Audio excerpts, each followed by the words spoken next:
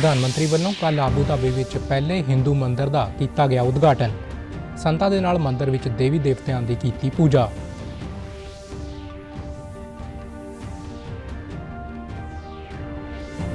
ਰਾਸ਼ਟਰਪਤੀ ਨੇ ਦੇਸ਼ ਦੇ ਸਸ਼ਕਤੀਕਰਨ ਲਈ ਔਰਤਾਂ ਦੀ ਬਰਾਬਰ ਦੀ ਹਿੱਸੇਦਾਰੀ ਨੂੰ ਦੱਸਿਆ ਜ਼ਰੂਰੀ।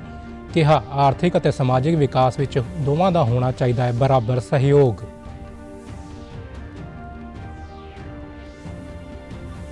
ਅਤੇ ਆਪਣੀ ਮੰਗਾਂ ਨੂੰ ਲੈ ਕੇ ਅੰਦੋਲਨ ਕਰ ਰਹੇ ਕਿਸਾਨ ਸੰਗਠਨਾਂ ਦੀ ਅੱਜ ਚੰਡੀਗੜ੍ਹ ਵਿੱਚ 3 ਕੇਂਦਰੀ ਮੰਤਰੀਆਂ ਨਾਲ ਹੋਵੇਗੀ ਤੀਜੇ ਦੌਰ ਦੀ ਬੈਠਕ।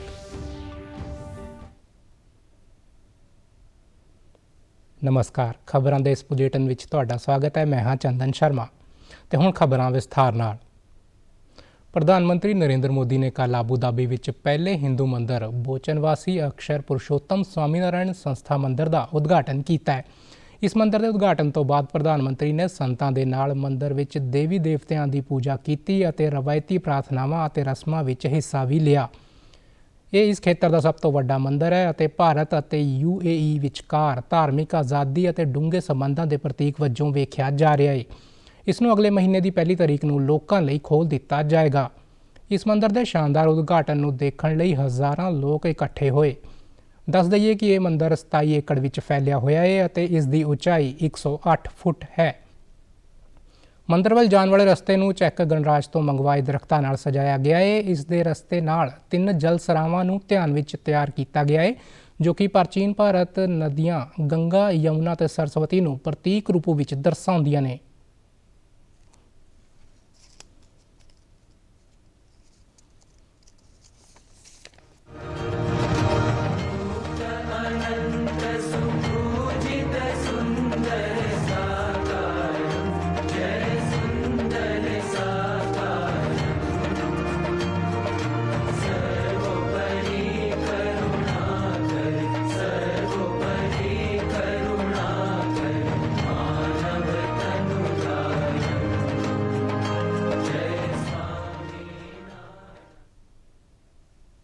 ਰਾਸ਼ਟਰਪਤੀ ਦ੍ਰੋਪਦੀ ਮੁਰਮੂ ਨੇ ਕੱਲ੍ਹ ਰਾਜਸਥਾਨ ਦੇ ਡੂੰਗਰਪੁਰ ਜ਼ਿਲ੍ਹੇ ਦੇ ਬੇਨਵੇਸ਼ਰ ਧਾਮ ਵਿੱਚ ਲਖਪਤੀ ਦੀਦੀ ਕਾਨਫਰੰਸ ਨੂੰ ਸੰਬੋਧਿਤ ਕੀਤਾ।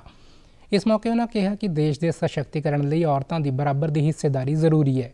ਉਹਨਾਂ ਕਿਹਾ ਕਿ ਜਿਸ ਤਰ੍ਹਾਂ ਪਰਿਵਾਰ ਚਲਾਉਣ ਲਈ ਔਰਤ ਅਤੇ ਮਰਦ ਦੀ ਬਰਾਬਰ ਹਿੱਸੇਦਾਰੀ ਜ਼ਰੂਰੀ, ਤਾਂ ਉਸੇ ਤਰ੍ਹਾਂ ਦੇਸ਼ ਦੇ ਆਰਥਿਕ ਅਤੇ ਸਮਾਜਿਕ ਵਿਕਾਸ ਵਿੱਚ ਦੋਵਾਂ ਦਾ ਬਰਾਬਰ ਸਹਿਯੋਗ ਹੋਣਾ ਚਾਹੀਦਾ ਹੈ। ਉਹਨਾਂ ਕਿਹਾ ਕਿ ਸਮੁੱਚੇ ਸਮਾਜ ਨੂੰ ਔਰਤਾਂ ਦੇ ਆਰਥਿਕ ਵਿਕਾਸ ਵਿੱਚ ਤੇਜ਼ੀ ਲਿਆਉਣ ਲਈ ਉਪਰਾਲੇ करने ਚਾਹੀਦੇ ਨੇ। आधुनिक युग में भी हमारे देश की आदिवासी की बहनें परिश्रम और प्रगति के अच्छे उदाहरण प्रस्तुत कर रही है। पिछले साल दिसंबर में मैं जैसलमेर आई थी, जहां मैंने लखपति दीदी सम्मेलन को संबोधित किया था। वहां मैंने देखा कि कैसे स्वयं सहायता समूह से जुड़ने के बाद महिलाओं के जीवन में सकारात्मक परिवर्तन आया है। ये परिवर्तन देश भर में हो रहा है। ਰਾਸ਼ਟਰਪਤੀ ਨੇ ਕਿਹਾ ਕਿ ਔਰਤਾਂ ਵਿੱਚ ਸਿੱਖਿਆ ਅਤੇ ਹੁਨਰ ਵਿਕਾਸ ਨੂੰ ਉਤਸ਼ਾਹਿਤ ਕੀਤਾ ਜਾਣਾ ਚਾਹੀਦਾ ਹੈ। ਅਜਿਹਾ ਕਰਕੇ ਔਰਤਾਂ ਦੇਸ਼ ਅਤੇ ਦੁਨੀਆ ਦੀ ਤਰੱਕੀ ਵਿੱਚ ਬਰਾਬਰ ਦੀਆਂ ਭਾਗੀਦਾਰ ਬਣ ਸਕਦੀਆਂ ਨੇ। ਉਹਨਾਂ ਇਸ ਮੌਕੇ ਸਵੈ ਸਹਾਇਤਾ ਸਮੂਹਾਂ ਰਾਹੀਂ ਔਰਤਾਂ ਦੇ ਜੀਵਨ ਵਿੱਚ ਲਿਆਂਦੇ ਗਏ ਬਦਲਾਅ ਦੀ ਵੀ ਚਰਚਾ ਕੀਤੀ। महिलाओं के क्रेडिट या लोन मिलने में कठिनाई का सामना करना पड़ता था। एक खुशी की बात है कि महिलाओं को स्वयं सहायता समूह से जोड़कर राजस्थान सरकार इस समस्या का समाधान निकाल रही है। स्वयं सहायता समूह न केवल वर्किंग कैपिटल प्रदान करने का काम कर रही है, बल्कि ह्यूमन कैपिटल और सोशल कैपिटल बनाने में भी सराहनीय काम कर रही है। ਕੇਂਦਰ ਸਰਕਾਰ ਨਾਲ ਅੱਜ ਅੰਦੋਲਨ ਕਰ ਰਹੇ ਕਿਸਾਨਾਂ ਦੀ ਇੱਕ ਬੈਠਕ ਹੋਣ ਜਾ ਰਹੀ ਹੈ। ਕੇਂਦਰ ਸਰਕਾਰ ਵੱਲੋਂ ਖੇਤੀਬਾੜੀ ਮੰਤਰੀ ਅਰਜੁਨ ਮੁੰਡਾ, ਵਣਜ ਮੰਤਰੀ ਪੀਯੂਸ਼ ਗੋਇਲ ਅਤੇ ਗ੍ਰਹਿ ਰਾਜ ਮੰਤਰੀ ਨਿਤਿਆਨੰਦ ਰਾਏ ਚੰਡੀਗੜ੍ਹ ਵਿੱਚ ਕਿਸਾਨਾਂ ਨਾਲ ਗੱਲਬਾਤ ਕਰਨਗੇ। ਸਰਕਾਰ ਵਾਰ-ਵਾਰ ਇਹ ਕਹਿ ਰਹੀ ਹੈ ਕਿ ਕਿਸਾਨ ਗੱਲਬਾਤ ਦੇ ਜ਼ਰੀਏ ਹੱਲ ਕੱਢਣ ਦੀ ਕੋਸ਼ਿਸ਼ ਕਰਨ। ਖੇਤੀਬਾੜੀ ਮੰਤਰੀ ਅਰਜੁਨ ਮੁੰਡਾ ਨੇ ਕਿਸਾਨ ਅੰਦੋਲਨ ਨੂੰ ਲੈ ਕੇ ਸਾਰੇ ਪੱਖਾਂ ਨੂੰ ਧਿਆਨ ਵਿੱਚ ਰੱਖਦੇ ਹੋਏ ਗੱਲਬਾਤ ਕਰਦਿਆਂ ਕਿਹਾ ਕਿ ਇਹ ਵੀ ਧਿਆਨ ਰੱਖਣਾ ਹੋਵੇਗਾ ਕਿ ਕਿਸਾਨ ਅੰਦੋਲਨ ਨਾਲ ਲੋਕਾਂ ਦੀ ਜ਼ਿੰਦਗੀ ਪ੍ਰਭਾਵਿਤ ਨਾ ਹੋਵੇ। ਇਸ ਦਰਮਿਆਨ ਕਿਸਾਨਾਂ ਨੂੰ ਹਰਿਆਣਾ ਵਿੱਚ ਵੜਨ ਤੋਂ ਰੋਕਣ ਲਈ ਹਰਿਆਣਾ ਦੇ 15 ਜ਼ਿਲ੍ਹਿਆਂ ਵਿੱਚ ਧਾਰਾ 144 ਲਗਾਈ ਗਈ ਹੈ। ਅੰਦੋਲਨ ਦੇ ਚੱਲਦੇ 64 ਕੰਪਨੀਆਂ ਅਤੇ ਸੂਬਾ ਪੁਲਿਸ ਦੀਆਂ 50 ਕੰਪਨੀਆਂ ਤੈਨਾਤ ਕੀਤੀਆਂ ਗਈਆਂ ਨੇ। जो भी अपनी बातों को रचनात्मक सकारात्मक सोच के साथ रखना चाहता है रखे और हम समाधान ढूंढे।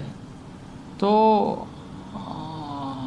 हमने सबसे बातचीत की, कई लोगों ने इन सारे विषयों पर अपनी सहमति दी कि हाँ यह सरकार ठीक कर रही है, सरकार क्विक एक्शन ले रही है, सरकार एडमिनिस्ट्रेटिव तरीके से एक्टिव है। पर इस बात से तो वो भी इस बात को मानते हैं कि किसान संगठनों के जो प्रतिनिधि होने चाहिए, पिछले जो कमेटी बनी थी उसमें उन्होंने नाम नहीं दिया। मैं निवेदन करूंगा सारे किसान संगठनों से बातचीत के माध्यम से समाधान ढूंढे। ਪੰਜਾਬ ਦੇ ਸਿਹਤ ਅਤੇ ਪਰਿਵਾਰ ਭਲਾਈ ਮੰਤਰੀ ਡਾਕਟਰ ਬਲਬੀਰ ਸਿੰਘ ਨੇ ਆਪਣੀਆਂ ਹੱਕੀ ਮੰਗਾਂ ਨੂੰ ਲੈ ਕੇ ਪ੍ਰਦਰਸ਼ਨ ਕਰ ਰਹੇ ਕਿਸਾਨਾਂ ਬਾਰੇ ਵੱਡਾ ਐਲਾਨ ਕੀਤਾ ਹੈ। ਉਹਨਾਂ ਜਾਣਕਾਰੀ ਦਿੱਤੀ ਹੈ ਕਿ ਕਿਸਾਨ ਧਰਨੇ ਦੌਰਾਨ ਜ਼ਖਮੀ ਹੋਏ ਵਿਅਕਤੀਆਂ ਦੇ ਇਲਾਜ ਦਾ ਸਾਰਾ ਖਰਚਾ ਪੰਜਾਬ ਸਰਕਾਰ ਵੱਲੋਂ ਕੀਤਾ ਜਾਏਗਾ। ਉਹਨਾਂ ਕਿਸਾਨਾਂ ਨੂੰ ਰੋਕਣ ਲਈ ਕੀਤੀ ਪੁਲਿਸ ਕਾਰਵਾਈ ਦੌਰਾਨ ਜ਼ਖਮੀ ਹੋਏ ਕਿਸਾਨ, ਪੱਤਰਕਾਰ ਅਤੇ ਪੁਲਿਸ ਮੁਲਾਜ਼ਮਾਂ ਦਾ ਹਾਲਚਾਲ ਜਾਣਨ ਲਈ ਹਰਿਆਣਾ ਸਰਹੱਦ ਨਜ਼ਦੀਕ ਵੱਖ-ਵੱਖ ਸਰਕਾਰੀ ਸਿਹਤ ਸਹੂਲਤਾਂ ਦਾ ਦੌਰਾ ਵੀ ਕੀਤਾ। ਸਿਹਤ ਮੰਤਰੀ ਨੇ ਦੱਸਿਆ ਕਿ ਪ੍ਰਦਰਸ਼ਨਕਾਰੀ ਕਿਸਾਨਾਂ ਦੀ ਸੁਰੱਖਿਆ ਦੇ ਮੱਦੇਨਜ਼ਰ ਹਰਿਆਣਾ ਸਰਹੱਦ ਨਾਲ ਲੱਗਦੇ ਸਾਰੇ ਹਸਪਤਾਲਾਂ ਨੂੰ ਹਾਈ ਅਲਰਟ ਤੇ ਰੱਖਿਆ ਗਿਆ ਹੈ ਅਤੇ ਐਮਰਜੈਂਸੀ ਸੇਵਾਵਾਂ 24 ਘੰਟੇ ਮੁਹੱਈਆ ਕਰਵਾਈਆਂ ਜਾ ਰਹੀਆਂ ਨੇ। ਇਸ ਤੋਂ ਇਲਾਵਾ ਉਹਨਾਂ ਇਹ ਵੀ ਦੱਸਿਆ ਕਿ ਸਰਕਾਰੀ ਸਿਹਤ ਸਹੂਲਤਾਂ ਵਿੱਚ ਡਾਕਟਰਾਂ ਦੀ ਕੋਈ ਕਮੀ ਨਹੀਂ ਹੈ ਅਤੇ ਡਾਕਟਰਾਂ ਨੂੰ ਹਸਪਤਾਲਾਂ ਵਿੱਚ ਹੀ ਮੌਜੂਦ ਰਹਿਣ ਲਈ ਕਿਹਾ ਗਿਆ ਹੈ। ਇਸ ਦੇ ਨਾਲ ਹੀ ਸਰਹੱਦ ਤੇ ਐਂਬੂਲੈਂਸਾਂ ਦੀ ਤੈਨਾਤੀ ਵੀ ਵਧਾ ਦਿੱਤੀ ਗਈ ਹੈ। ਉਹਨਾਂ ਸਥਾਨਕ ਸਿਹਤ ਅਧਿਕਾਰੀਆਂ ਨੂੰ ਕਿਸੇ ਵੀ ਹੰਗਾਮੀ ਸਥਿਤੀ ਦੇ ਮੱਦੇਨਜ਼ਰ 14 ਐਂਬੂਲੈਂਸਾਂ ਨੂੰ ਲੋੜੀਂਦੇ ਸਟਾਫ ਅਤੇ ਦਵਾਈਆਂ ਸਮੇਤ ਤਿਆਰ ਰੱਖਣ ਲਈ ਵੀ ਦਿਸ਼ਾ ਨਿਰਦੇਸ਼ ਜਾਰੀ ਕੀਤੇ ਨੇ। ਕਿਸਾਨ ਜਥੇਬੰਦੀਆਂ ਵੱਲੋਂ ਦਿੱਲੀ ਵੱਲ ਮਾਰਚ ਕਰਨ ਦੇ ਦਿੱਤੇ ਗਏ ਸੱਦੇ ਦੇ ਮੱਦੇਨਜ਼ਰ ਹਰਿਆਣਾ ਪੁਲਿਸ ਵੱਲੋਂ ਆਮ ਜਨਤਾ ਨੂੰ ਸਫ਼ਰ ਸੰਬੰਧੀ ਇੱਕ ਐਡਵਾਈਜ਼ਰੀ ਜਾਰੀ ਕੀਤੀ ਗਈ ਹੈ। ਇਸ ਤਹਿਤ ਚੰਡੀਗੜ੍ਹ ਤੋਂ ਦਿੱਲੀ ਜਾਣ ਵਾਲੇ ਯਾਤਰੀਆਂ ਨੂੰ ਪੰਚਕੂਲਾ, ਬਰਵਾਲਾ, ਦੋ ਸਦਕਾ, ਬਰਾੜਾ, ਬਵੈਨ, ਲਾਡਵਾ, ਪੀਪਲੀ, ਕੁਰੂਕਸ਼ੇਤਰ ਜਾਂ ਪੰਚਕੂਲਾ, ਬਰਵਾਲਾ, ਯਮੁਨਾਨਗਰ ਨੈਸ਼ਨਲ ਹਾਈਵੇ 344, ਲਾਡਵਾ, ਇੰਦਰੀ, ਕਰਨਾਲ ਰਾਹੀਂ ਦਿੱਲੀ ਪਹੁੰਚਣ ਦੀ ਸਲਾਹ ਦਿੱਤੀ ਹੈ। ਇਸੇ ਤਰ੍ਹਾਂ ਦਿੱਲੀ ਤੋਂ Chandigarh via Karnal, Indri, Ladwa, Yamunanagar national highway 344, Barwala, Panchkula ਜਾਂ ਕਰਨਾਲ, ਪੀਪਲੀ, ਲਾਡਵਾ, ਬਵੈਨ, ਬਰਾੜਾ, ਦੋ ਸਦਕਾ, ਬਰਵਾਲਾ, ਪੰਚਕੂਲਾ ਰਾਹੀਂ ਪਹੁੰਚਣ ਦੀ ਸਲਾਹ ਦਿੱਤੀ ਗਈ ਹੈ। ਇਸ ਦੇ ਨਾਲ ਹੀ ਹਿਸਾਰ ਅਤੇ ਸਿਰਸਾ ਤੋਂ ਚੰਡੀਗੜ੍ਹ ਜਾਣ ਵਾਲੇ ਯਾਤਰੀ ਕੈਥਲ, ਕੁਰੂਕਸ਼ੇਤਰ, ਬਵੈਨ, ਬਰਾੜਾ, ਦੋ ਸਦਕਾ, ਬਰਵਾਲਾ ਰਾਹੀਂ ਪਹੇਵਾ ਹੁੰਦੇ ਹੋਏ ਪੰਚਕੂਲਾ ਪਹੁੰਚ ਸਕਦੇ ਨੇ। ਇਸੇ ਤਰ੍ਹਾਂ ਰੇਵਾੜੀ, ਨਾਰਨੌਲ, ਜੀਂਦ ਤੋਂ ਆਉਣ ਵਾਲੇ ਯਾਤਰੀ ਕੈਥਲ ਤੋਂ ਪਹੋਵਾ, ਕੁਰੂਕਸ਼ੇਤਰ, ਲਾਡਵਾ, ਬਵੈਨ, ਬਰਾੜਾ, ਦੋ ਸਦਕਾ ਹੁੰਦੇ ਹੋਏ ਪੰਚਕੂਲਾ ਪਹੁੰਚ ਸਕਦੇ ਨੇ। ਪੁਲਿਸ ਨੇ ਕਿਸੇ ਵੀ ਅਸੁਵਿਧਾਜਨਕ ਸਥਿਤੀ ਵਿੱਚ ਡਾਇਲ 112 ਤੇ ਸੰਪਰਕ ਕਰਨ ਦੀ ਸਲਾਹ ਦਿੱਤੀ ਹੈ। ਹਰਿਆਣਾ ਦੇ ਮੁੱਖ ਮੰਤਰੀ ਮਨੋਹਰ ਲਾਲ ਨੇ ਅਹਿਮ ਬੈਠਕ ਕਰਦਿਆਂ 800 ਮੈਗਾਵਾਟ ਬਿਜਲੀ ਉਤਪਾਦਨ ਲਈ ਸਮਝੌਤਾ ਕੀਤਾ ਹੈ। ਇਹ ਸਮਝੌਤਾ ਉੜੀਸਾ ਦੀ ਕੰਪਨੀ ਨਾਲ ਕੀਤਾ ਗਿਆ ਹੈ, ਜਿਸ ਤਹਿਤ ਕੋਲ ਇੰਡੀਆ ਦੀ ਮਦਦ ਨਾਲ ਹਰਿਆਣਾ ਵਿੱਚ ਨਵਾਂ ਪਾਵਰ ਪਲਾਂਟ ਲਗਾਇਆ ਜਾਏਗਾ। ਇਸ ਮੌਕੇ ਉਹਨਾਂ ਕਿਹਾ ਕਿ ਊਰਜਾ ਸਾਡੀ ਲਾਈਫ ਲਾਈਨ ਹੈ। ਉਹਨਾਂ ਦੱਸਿਆ ਕਿ ਸਰਕਾਰ ਨੇ ਬੀਤੇ 9.5 ਸਾਲਾਂ ਵਿੱਚ ਊਰਜਾ ਦੇ ਖੇਤਰ ਵਿੱਚ ਮਹੱਤਵਪੂਰਨ ਕੰਮ ਕੀਤਾ ਹੈ। ਉਹਨਾਂ ਦੱਸਿਆ ਕਿ 2014 ਵਿੱਚ ਹਰਿਆਣਾ ਦੀ ਊਰਜਾ ਦੀ ਮੰਗ 9000 ਮੈਗਾਵਾਟ ਸੀ, ਜੋ ਹੁਣ ਵੱਧ ਕੇ 14000 ਮੈਗਾਵਾਟ ਹੋ ਗਈ ਹੈ। ਉਹਨਾਂ ਦੱਸਿਆ ਕਿ ਹਰਿਆਣਾ ਖੁਦ 2582 ਮੈਗਾਵਾਟ ਊਰਜਾ ਦਾ ਉਤਪਾदन करता है। इसके अंदर आज एक महत्वपूर्ण जो देखा हमने कि उड़ीसा का ये जो महानदी बेसन पावर लिमिटेड के द्वारा कोल इंडिया लिमिटेड की सहायता से एक प्रोजेक्ट का जब ऑफर मिली, उस ऑफर में हमने आज 800 मेगावाट का एक समझौता इनसे किया है। ये 800 मेगावाट हमको मिलेगी और साथ ही यमुनानगर में जो थर्मल प्लांट पहले हमारा चल रहा है 600 मेगावाट का, उसके साथ 800 मेगावाट का एक नया प्लांट भी हम लगाने जा रहे हैं, उसका टेंडर हो गया है। ਮੁੱਖ ਮੰਤਰੀ ਨੇ ਜਾਣਕਾਰੀ ਦਿੱਤੀ ਕਿ ਸਰਕਾਰ ਨੇ ਘਰੇਲੂ ਮੰਗ ਅਤੇ ਇੰਡਸਟਰੀ ਦੀ ਬਿਜਲੀ ਦੀ ਮੰਗ ਨੂੰ ਹਮੇਸ਼ਾ ਪੂਰਾ ਕੀਤਾ ਹੈ ਅਤੇ ਬਿਜਲੀ ਦੀ ਕਦੇ ਵੀ ਕਮੀ ਨਹੀਂ ਆਉਣ ਦਿੱਤੀ। ਉਹਨਾਂ ਦੱਸਿਆ ਕਿ ਸਰਕਾਰ ਦੇ 24 ਘੰਟੇ ਨਿਰਵਿਘਨ ਬਿਜਲੀ ਦੇਣ ਦੇ ਵਾਅਦੇ ਮੁਤਾਬਕ 5800 ਪਿੰਡਾਂ ਨੂੰ 24 ਘੰਟੇ ਬਿਜਲੀ ਦਿੱਤੀ जा रही है। जब तक ये लगेंगे पूरा होंगे, हो सकता है उस समय और 1000 मेगावाट के लगभग उसकी आवश्यकता और पड़ेगी, तो कुल मिलाकर इसकी आपूर्ति से हो जाएगी। और हम पहले भी आत्मनिर्भर हैं, पावर में कोई कमी नहीं है, जितनी हमारे पास है वो ठीक है। उसके अलावा हम मार्केट से खरीदते हैं, खास करके उसमें हाइड्रो पावर है, सोलर पावर है, जो सामान्यतः सस्ती मिलती है, उस नाते से हमारी पूर्ति हो रही है। और पावर की हमने कमी नहीं आने दी है, चाहे वो इंडस्ट्रियल हो, चाहे वो कमर्शियल हो अथवा डोमेस्टिक हो। ਹਰਿਆਣਾ ਦੇ ਮੁੱਖ ਮੰਤਰੀ ਮਨੋਹਰ ਲਾਲ ਨੇ ਸੂਬੇ ਵਿੱਚ ਗਰੁੱਪ ਸੀ 'ਚ ਨਵੇਂ ਨਿਯੁਕਤ ਹੋਏ ਨੌਜਵਾਨਾਂ ਨਾਲ ਕੱਲ੍ਹ ਚੰਡੀਗੜ੍ਹ ਤੋਂ ਵਰਚੁਅਲ ਤਰੀਕੇ ਨਾਲ ਸੰਵਾਦ ਕੀਤਾ। ਇਸ ਮੌਕੇ ਉਹਨਾਂ ਕਿਹਾ ਕਿ ਸਰਕਾਰ ਦਾ ਟੀਚਾ ਹੈ ਕਿ ਸਾਲ 2030 ਤੱਕ ਸੂਬੇ ਦਾ ਹਰ ਨੌਜਵਾਨ ਹੁਨਰਮੰਦ ਅਤੇ ਵਿੱਤੀ ਤੌਰ 'ਤੇ ਖੁਸ਼ਹਾਲ ਹੋਵੇ। ਉਹਨਾਂ ਕਿਹਾ ਕਿ ਸਾਲ 2014 ਵਿੱਚ ਜਦੋਂ ਸੂਬੇ ਦੇ ਲੋਕਾਂ ਨੇ ਉਹਨਾਂ ਨੂੰ ਲੋਕ ਦੀ ਸੇਵਾ ਦੀ ਜ਼ਿੰਮੇਵਾਰੀ ਸੌਂਪੀ ਸੀ ਤਾਂ ਉਹਨਾਂ ਨੇ ਸਭ ਤੋਂ ਪਹਿਲਾਂ ਸਰਕਾਰੀ ਨੌਕਰੀਆਂ ਦੀ ਭਰਤੀ ਵਿੱਚ ਪਾਰਦਰਸ਼ਤਾ ਲਿਆਉਣ ਦਾ ਮਤਾ ਲਿਆਂਦਾ ਸੀ।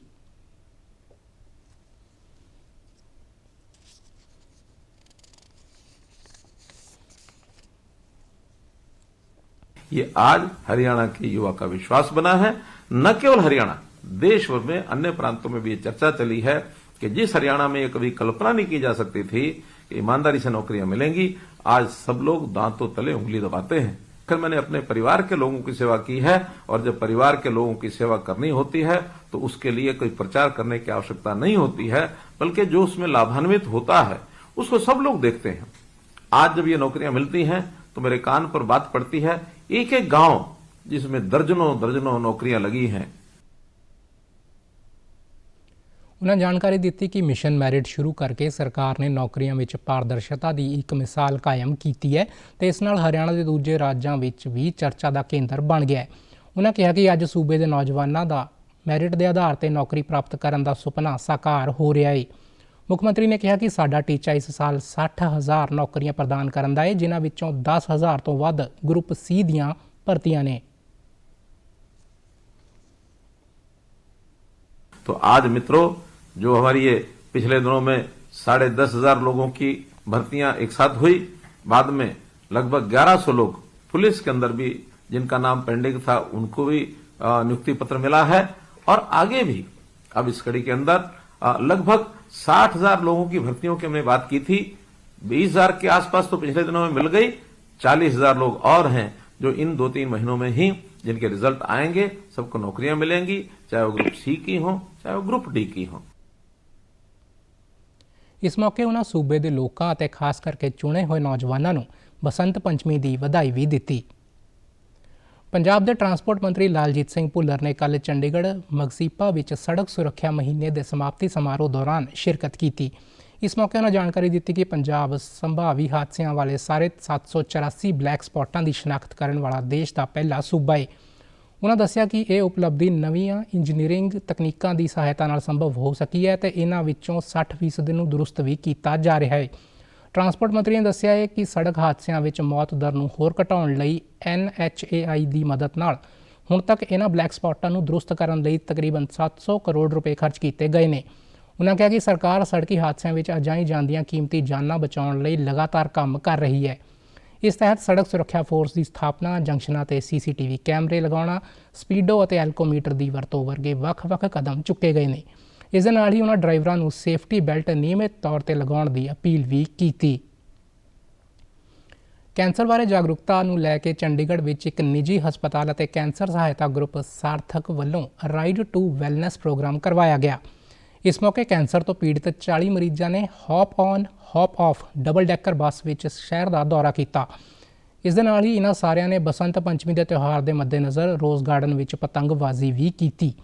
ਇਸ ਮੌਕੇ ਡਾਕਟਰਾਂ ਨੇ ਦੱਸਿਆ ਕਿ ਅਜਿਹੇ ਪ੍ਰੋਗਰਾਮਾਂ ਦੇ ਜ਼ਰੀਏ ਕੈਂਸਰ ਪੀੜਤਾਂ ਦਾ ਹੌਸਲਾ ਵਧਾਇਆ ਜਾਂਦਾ ਹੈ ਅਤੇ ਉਹਨਾਂ ਨੂੰ ਇਕੱਲੇਪਣ ਤੋਂ ਦੂਰ ਰੱਖਣ ਦੀ ਕੋਸ਼ਿਸ਼ ਕੀਤੀ ਜਾਂਦੀ ਹੈ। कि ज़्यादातर पेशेंट्स जो हमारे पास आते हैं वो एडवांस स्टेजेस में होते हैं या लास्ट स्टेजेस में होते हैं, जिसमें आप जड़ से ठीक करने की संभावना थोड़ी कम हो जाती है।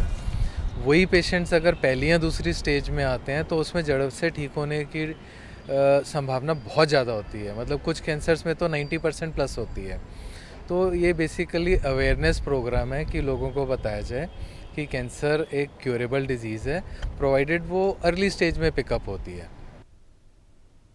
ਇਸ ਮੌਕੇ ਇੱਕ ਕੈਂਸਰ ਪੀੜਤ ਨੇ ਦੱਸਿਆ ਕਿ ਅਜਿਹੇ ਸਮਾਗਮ ਉਹਨਾਂ ਲਈ ਯਾਦਗਾਰੀ ਪਲ ਬਣ ਜਾਂਦੇ ਨੇ ਤੇ ਨਾਲ ਹੀ ਉਹਨਾਂ ਇਸ ਪ੍ਰੋਗਰਾਮ ਲਈ ਆਯੋਜਕਾਂ ਦਾ ਧੰਨਵਾਦ ਵੀ ਕੀਤਾ।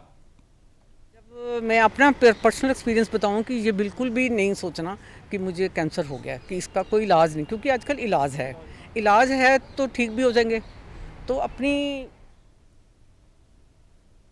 ਬਸੰਤ ਪੰਚਮੀ ਦੇ ਤਿਉਹਾਰ ਮੌਕੇ ਕੱਲ੍ਹ ਸਰਕਾਰੀ ਅਜਾਇਬ ਘਰ ਅਤੇ ਆਰਟ ਗੈਲਰੀ ਚੰਡੀਗੜ੍ਹ ਵੱਲੋਂ ਬਸੰਤ ਪੰਚਮੀ ਮਨਾਉਣ ਲਈ ਪਤੰਗ ਉਡਾਉਣ ਦਾ ਇੱਕ ਪ੍ਰੋਗਰਾਮ ਆਯੋਜਿਤ ਕੀਤਾ ਗਿਆ। ਸਰਕਾਰੀ ਅਜਾਇਬ ਘਰ ਵਿੱਚ ਸਵੇਰੇ 11 ਵਜੇ ਤੋਂ ਦੁਪਹਿਰ 3 ਵਜੇ ਤੱਕ ਆਯੋਜਿਤ ਇਸ ਪ੍ਰੋਗਰਾਮ ਵਿੱਚ ਲਗਭਗ 100 ਲੋਕਾਂ ਨੇ ਹਿੱਸਾ ਲਿਆ ਅਤੇ ਵੱਖ-ਵੱਖ ਆਕਾਰਾਂ ਦੀਆਂ ਰੰਗੀਨ ਪਤੰਗਾਂ ਨਾਲ ਆਸਮਾਨ ਨੂੰ ਸਜਾਉਂਦੇ ਹੋਏ ਆਪਣੀ ਰਚਨਾਤਮਕਤਾ ਅਤੇ ਹੁਨਰ ਦਾ ਪ੍ਰਦਰਸ਼ਨ ਕੀਤਾ। ਇਸ ਮੌਕੇ ਹਜ਼ਾਰ ਲੋਕਾਂ ਨੇ ਦੱਸਿਆ ਕਿ ਬਸੰਤ ਪੰਚਮੀ ਦਾ ਮਹੱਤਵਪੂਰਨ ਸੱਭਿਆਚਾਰਿਕ ਮਹੱਤਵ ਹੈ, ਜੋ ਬਸੰਤ ਦੀ ਆਮਦ ਅਤੇ ਨਵੇਂਪਣ ਦੀ ਭਾਵਨਾ ਦਾ ਪ੍ਰਤੀਕ ਵੀ ਹੈ। ਉਹਨਾਂ ਦੱਸਿਆ ਕਿ ਪਤੰਗ ਉਡਾਉਣ ਦੇ ਸਮਾਗਮ ਰਾਹੀਂ ਉਹਨਾਂ ਦਾ ਉਦੇਸ਼ ਭਾਈਚਾਰੇ ਅਤੇ ਜਸ਼ਨ ਦੀ ਭਾਵਨਾ ਨੂੰ ਵਧਾਉਣਾ ਹੈ। ਅਤੇ ਤੁਸੀਂ ਸਾਡੇ ਸਮਾਚਾਰ YouTube channel DD news Chandigarh, Facebook DD news Chandigarh ਅਤੇ X DD ਨਿਊਜ਼ CHD ਤੇ ਵੀ ਦੇਖ ਸਕਦੇ ਹੋ। ਇਸ ਦੇ ਨਾਲ ਹੀ ਖਬਰਾਂ ਦਾ ਬੁਲੇਟਿਨ ਖਤਮ ਹੁੰਦਾ ਹੈ। ਆਗਿਆ ਦਿਓ। ਨਮਸਕਾਰ।